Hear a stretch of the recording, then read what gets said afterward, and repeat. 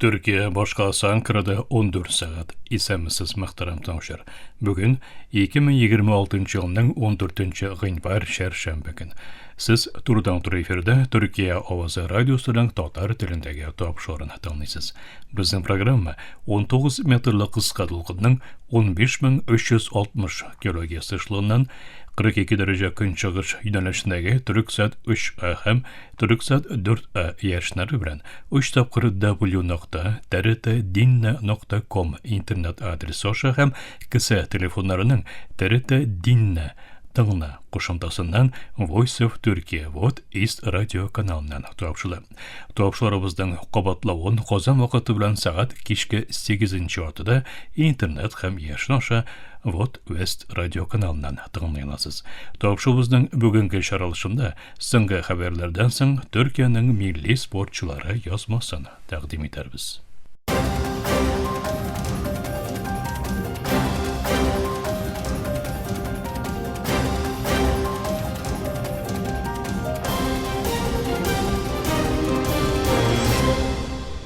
Türkiye Ovazı dolkunlarında sınғы haberler. AQSh elbaşı Donald Trump İranдағы protestçilarga yerdem yolda деген haberi bilen нәрсе әйтергә теләгәнен anlatudan boş torttu. Jurnalistlarga мұны үзләре onlarga тиешлеген әйтте. Элегрәк protestçilarına rızasızlık bildirүләрен дәвам итәргәндәген һәм İran җитәкчеләрен зур бәя түләячәкләр дип кисәткән Trump ышанычлы үлем учаклары сорының юклыгын әйтте. Ул шулай ук İran resmileri bilen planlaştırılgan uçuşlarını гамәлдән чыгаруын белдерде. Ак йорт Trumpның һаманда дипломатияны üstün күрүен, ләкин көч кулланудан тайпылмавын әйтте. Израиль медиасы Иранга каршы булу мөмкин AQSh һөҗүме турындагы хәбәрләрдән соң Израильнең һава көчләре белән кайбер җир өсте берлекләрендә әзерлек дәрәҗәсен күтәрүен белдерде. Marif газеты хәрби чыганакларга нигезләнеп җиткергән хәбәрендә һава көчләре хәрби күзләү һәм төньяк командалыгында әзерлек дәрәҗәсенең күтәрелүе. Фәкать граждан саклану белән бәйле чараларда бернинди үзгәреш кертелмәүе җиткерелде. Израиль армиясе Ирандагы хәлләрне күзәтергә дәвам итүен һәм AQSh үзәк көчләре командалыгы белән якын координация эшендә булуын белдерде. Израиль матбугатчылары хәбәр итүенчә, Израиль парламенты Фәлистинне тоткыннарны үтерү җәзасына хөкем итәчәк бик бәхәсле канун өлгесен тикшерә. Haaretz газеты хәбәренә караганда, канун өлгесе үлем җәзасын ачыктан-ачык асылу юлы белән башкарылуын күздә тота. Ләкин бу да моңа кадәр рәсми органнарның үлем хөкемен агулы инъекция белән башкарылачагы турындагы ачыклауларына туры килми. Шектан тыш оңчы халык ышанычлысы Limor Sonhar Melic тәкъдим иткән өлге 2 һәм 3 укылыш этапларына җиткән.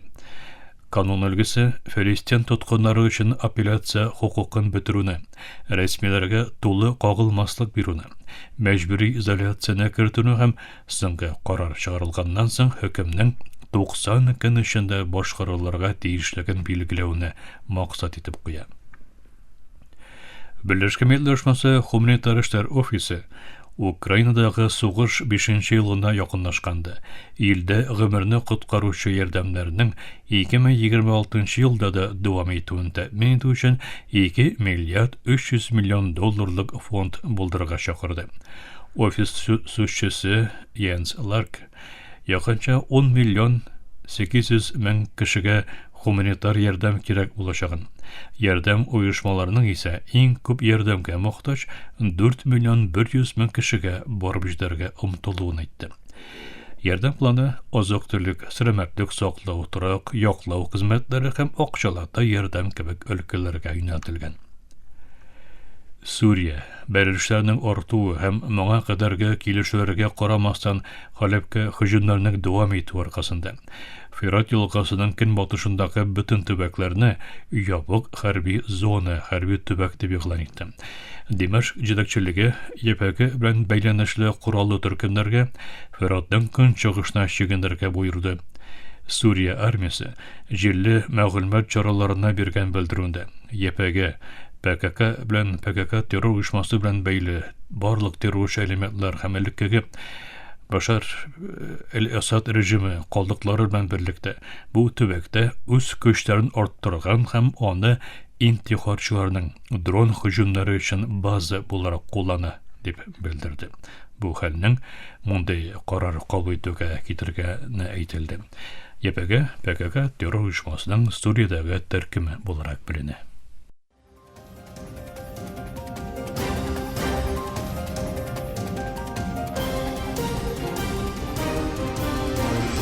Türkiye авазы долкыннарында соңгы хәбәрләр тыңлыйсыз. Израиль Газада 2 фәлистинлене үтергән утны туктату килешүен бузу дәвам итә. Хәрби чыганакларга күрә, Израиль гаскәрләре Газаның көньягында урнашкан Рифахта 2 фәлистинлене үтереп, октябрьдән бирле гамәлдә булган утны туктату килешүен тагын бер тапкыр бузган. Израиль армиясе Рифахның көнбатышына танклар җибәрүен, анда ут ачуын һәм һава һөҗүмнәре оештыруын белдерде. Израиль Хайом газеты берлештер вакытында 2 Израиль гаскәренең җиңелчә яралануын хәбәр итте. Фәлестин каршылык күрсәтү төркеме Хамас Израиль һөҗүмнәрен утны туктату килешүен ачыктан-ачык бозу дип гаепләде. Хамас шулай ук утны туктату килешүен бозуларны туктату өчен Израильгә басым ясауны, утны туктату шартларын тулысынча үтәүне, Рифах шик буе капкасын 2 якка яңадан ачуны, гуманитар ярдәм һәм сыйну материалларын кертүгә рөхсәт бирүне, килешүнең 2нче этабына күчүне таләп итте. Шул ук вакытта Хамас вәкиллеге утны туктатуның киләсе этабы турында сөйләшү үткәрү өчен Мисыр башкаласы Каһирәгә килде. Хамас делегацияне Газадагы хәрәкәт җитәкчесе Халил Эль-Хайя җитәкләвен әйтте. Израиль 2023 елның октябрьдән бирле Газадагы геноцид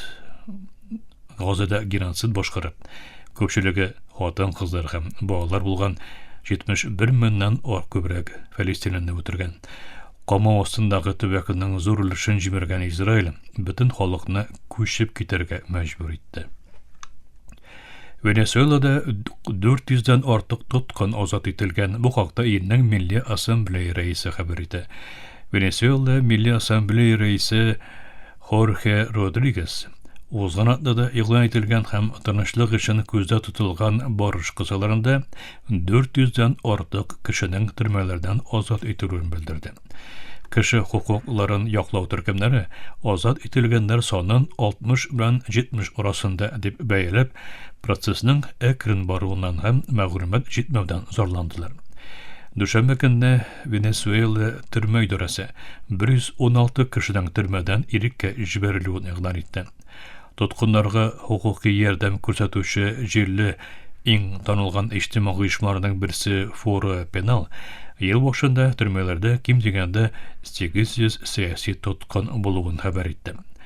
Хөкүмәт исә сәяси тоткыннар тотмавын, кулга алынганнарга карата канунда гаепләүләр булуын белдерә. Атна кичен пәнҗшәмбе көнне АКШ башы Дональд Трамп белән очрашу көтелгән оппозиция җитәкчесе һәм Нобель тынычлык бүләге иясе Мария Корина Мачадо араларында үзенең якын бүлектәшләре дә булган тоткыннарның азат ителүен таләп итүче иң көчле тавышларның берсе булды. Поездга кранның килеп төшү нәтиҗәсендә 22 кеше һәлак булган. Бу хакта Таиланд полициясе хәбәр итә. Җирле вәкаләтләр хәбәр итүенчә, чәршәмбе көнне Таиландта тиз йөрүчле поезд линиясындагы кран юлчы поездына килеп төшкән. Поезд рейслардан чыккан һәм ким дигәндә 22 кеше һәлак булган. Нахкон Патча Сима провинциясының полиция шефы Таччапон Ченнавонг казада 22 кешенең гомерен югалтуын, 30-дан артык кешенең яралануын белдерде. Вакыйга җирле вакыт белән иртәнге сагат 9 тирәсендә башкала Бангкокның төньяк көнчыгышында урнашкан Нахон Ратча Сима вилаятында булган. Тиз йөрүчле поезд юлы челтәрен төзү өчен кулланылган кран юлчы поездына килеп төшкән. Нахон Ратча Сима провинциясының җәмәгатьчелек белән элемтә офисы үз белдерүендә кран поездга килеп төште. Поезд рельслардан чыкты һәм янгын чыкты дип җиткерде.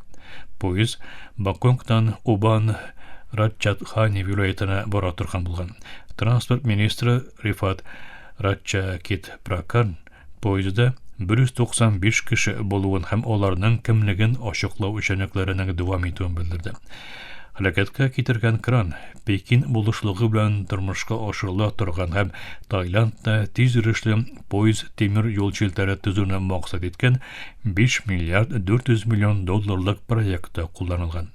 Әлеге проект Кытайның киң күләмле поезд һәм юл инфраструктура инициативасы кысаларында 2028 елга кадәр Лаос аша Бангкокны Кытайның Куньмин шәһәренә тоташтыруны күздә тота.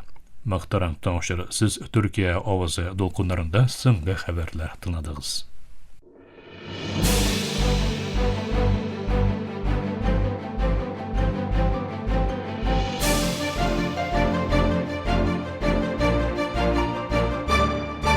Эфирдә Төркия авызы.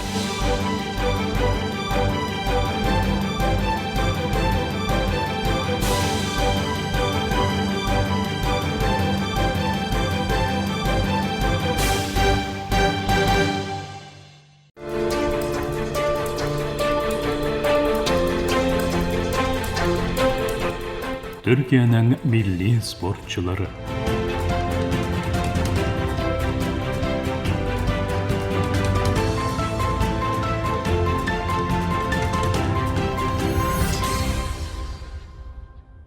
Тапшыру тизмәбезнең бу чыгарылышында Төркия көрәшенең легендар чемпионы Хәмзә Йерлекая турында сүз барачак. Хәмзә Йерлекая 1976 елның 12 июнендә Истанбулда дөньяга килә. Балалык елларыннан ук спортның төрле-төрләре белән кызыксынган Хәмзә көрәш белән гаиләсе һәм тирә юнендәгеләрнең юнәлтүе нәтиҗәсендә таныша. Беренче көрәш адымын Истанбулдагы җирле клубларда ясаган яшь Хәмзә бик кыска вакыт эчендә үзенең сәләтен күрсәтә. Дисциплина, тырышлык һәм көрәшкә булган мәхәббәте аны кордашларыннан айырып торучы сыйфатлар була.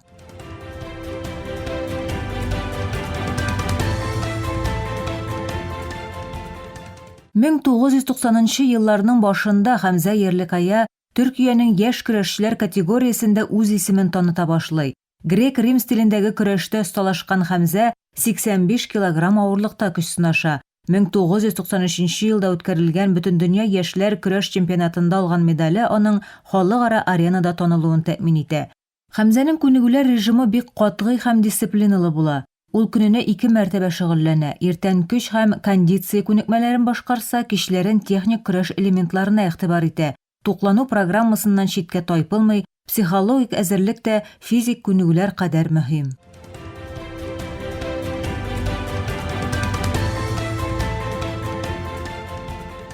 Мең 1996 ел Хәмзә Йерлекая өчен борылыш ноктасы була. Ул Атланта шәһәрендә үткәрелгән җәйге Олимпия уеннарында Төркиянең иң зур өметләренең берсе буларак катнаша. 82 килограмм авырлыктагы грек-рим стиле көрәш категориясендә көч сынашучы спортчы Олимпиадага искиткеч әзерлек белән бара. Аның ярышлардагы чыгышы гадәттән тыш була. Һәр матчта көндәшләрен техник өстенлек һәм стратегик акыл белән җиңә. Финал алдыннан бөтен Төркия сулыш алырга кыймыйча яшь көрәшчене күзәтә. Финал бәйгесе авыр үтә, әмма Хәмзәнең тырышлыгы һәм еллар буе туктаусыз шөгыльләнүләре үз җимешен бирә. Олимпия уеннарында алтын медален яулаганда аңа нибары 20 яшь була. Бу җиңү Төркиядә зур куаныч тудыра. Хәмзә Йерлекая бер мизгелдә милли каһарманга әверелә. Матбугатның игътибары зур була, әмма Хәмзә яулаган уңышы белән генә канәгатьләнеп калмый. Ул чын чемпионнарның уңышларын кабатлаучы кешеләр икәнен белә.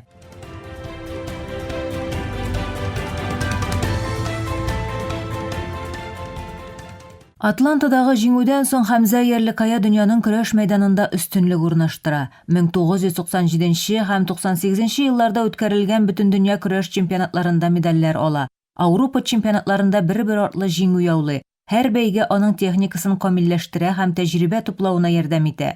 Бу дәвердә Хәмзәнең күнегү интенсивлыгы һич тә кимеми, тагын да арта. Олимпия чемпионы булу җаваплылыгын йөртә һәм максаты ачык. 2000 елгы Сидней Олимпиадасында кабат алтын медаль яулау. Төркия көрәш тарихында моны башкарган спортчылар бик аз. Тренерлар төркеме көндәшләрне анализлый, Хәмзәнең көчле һәм көчсез якларын бәяли, шуңа карап күнегү программаларын төзи. Хәмзәнең иң зур сыйфатларының берсе тәнкыйтькә ачык булу һәм туктаусыз үз-үзен камилләштерү теләге. Һәр көрәштән соң үз чыгышын анализлый, хаталарын төзәтә һәм яхшы якларын тагын да үстерә.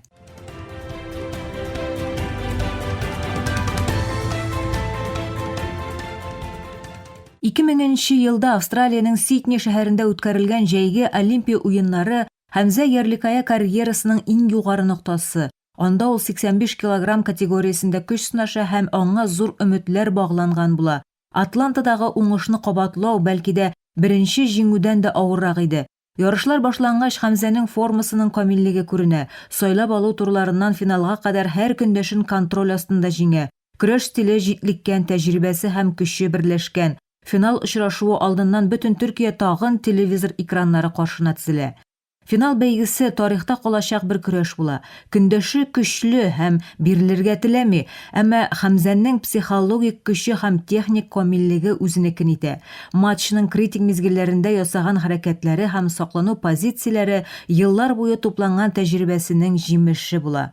Финал сыбызгысы сызгырганда Хәмзә Ярликая тарихка керде. 2 Олимпия чемпионлыгы. Бу уңыш аны Төркия спорт тарихының иң зур исемнәреннән берсе итте. Бик аз Төркия спортчысы рәттән 2 Олимпиада алтын медален казанды. Төркиягә кайткач, аны каһарман буларак каршы алалар.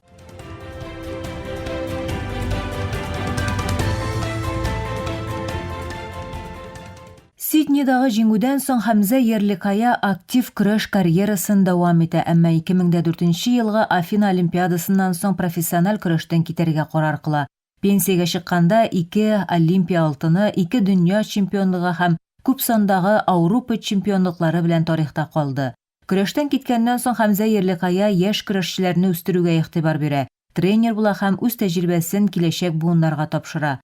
Төркия көрәш федерациясендә төрле вазифалар башкара. Бүген Хәмзә Ярликая бары тик 2 Олимпиада чемпионлыгы белән генә түгел, шул ук вакытта спорт кыйммәтләрен күрсәтү белән дә таныла. Дисциплина, тырышлык, хөрмәт һәм гадел уен аның көрәш фәлсәфәсенең нигез ташлары. Хәмзә Ярликаяның хикәясе Төркия спорты тарихының иң якты битләренең берсен тәшкил итә һәм киләчәк буыннар өчен илһам чыганагы булып тора.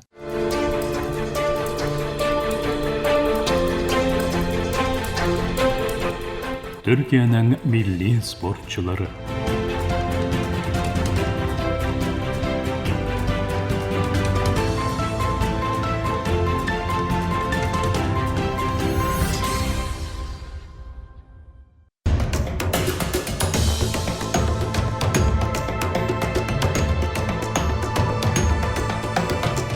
Бер телдә дөнья хәбәрләре trtworld.com адресында.